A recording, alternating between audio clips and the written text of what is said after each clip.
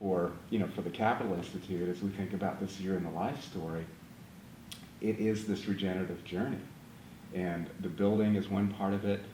And I'm curious, what else has been sparked over the last couple of days. I mean, one thing that we talked about is mentoring and helping entrepreneurs move from being maybe very narrowly focused on, as a social entrepreneur, to being a regenerative entrepreneur, or someone who has a lot of vision, but they lack some of the basic business chops. Do you just send them away, or do you try to mentor them and connect them with resources and nurture their ideas over time? What's the role of a bank in kind of helping to nurture an entrepreneurial community?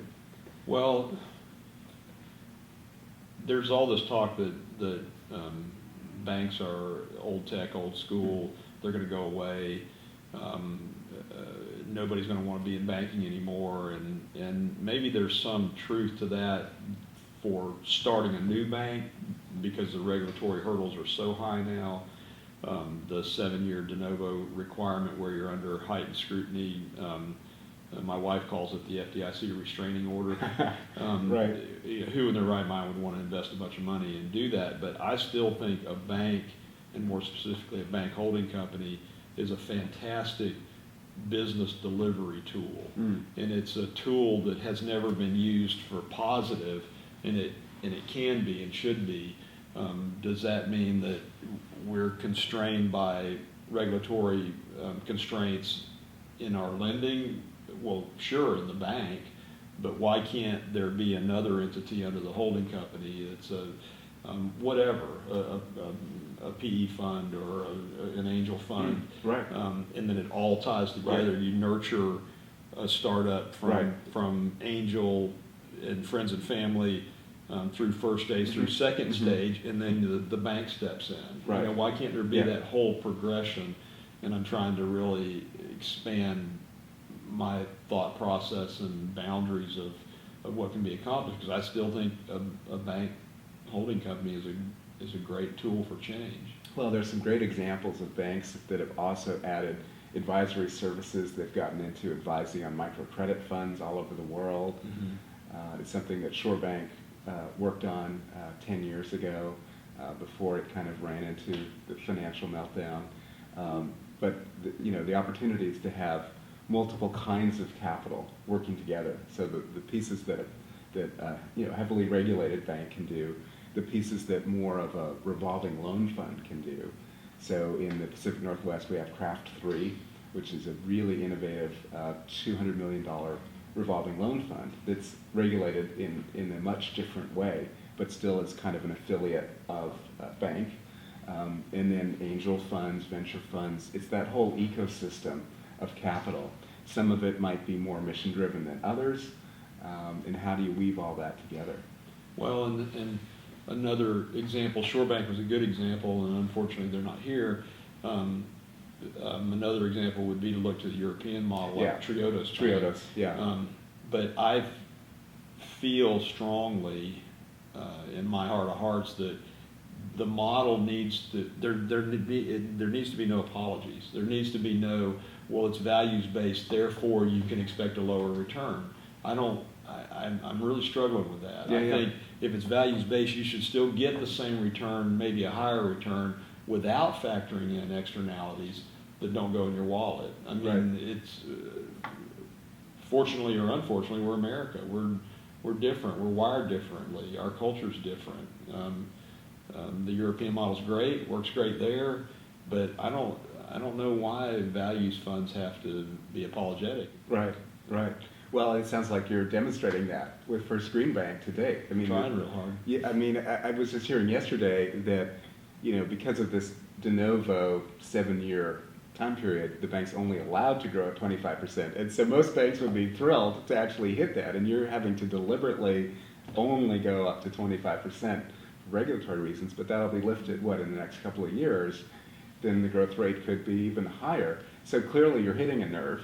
Depositors are really excited about the bank, and I assume part of that's because of the values-driven story. And so you've got plenty of deposits moving towards the bank, and that means you have a lot of opportunity to then deploy loans through this green lens. Well, Yeah, February 19th, 2016 is when we come out. Not that you're counting days or Yeah. anything. But I also think that with the values proposition that we have, we're not going to loan to a slash and burn residential sprawl developer.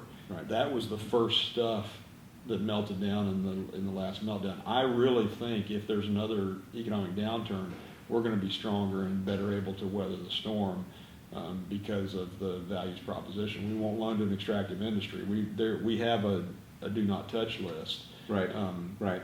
It's not just influencing and educating potential customers. It's who we just won't mess with. And it's a slippery slope. I mean, do you loan to a fast food franchisee and know that they're killing every one of their customers slowly? Well, the answer would probably be no. But what if they put solar on the roof?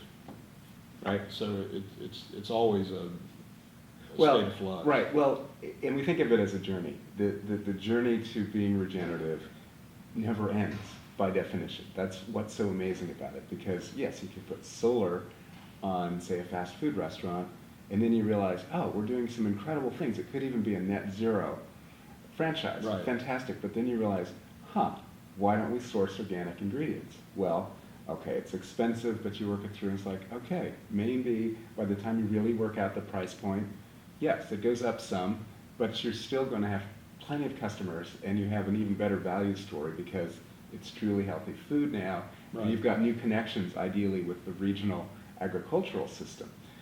In Portland, one of my good friends runs Hot Lips Pizza. So David Yudkin comes from a long line of pizza makers in Brooklyn, and he took all the really good recipes out to Portland and said, oh, well, now that I'm in Portland, I can get amazing grain within 200 miles. World-class, dairy, amazing meats right there. And so he's added organic seasonal produce to that. So the pizza's changing all the time. So when you go into Hot Lips Pizza, you never really know, like this week, what is it going to be? And maybe it's morel mushrooms, one week, and it's leeks the next, and arugula the next. You just never know, and it's always awesome. And so that regenerative journey, you just keep cycling to the next level, and asking the next strategic question. Great, we're healthier than we were. We're doing more than we were. We found a business model that still works. What's next? It's like, Yeah. Yeah. So therefore, don't reject the seemingly obvious.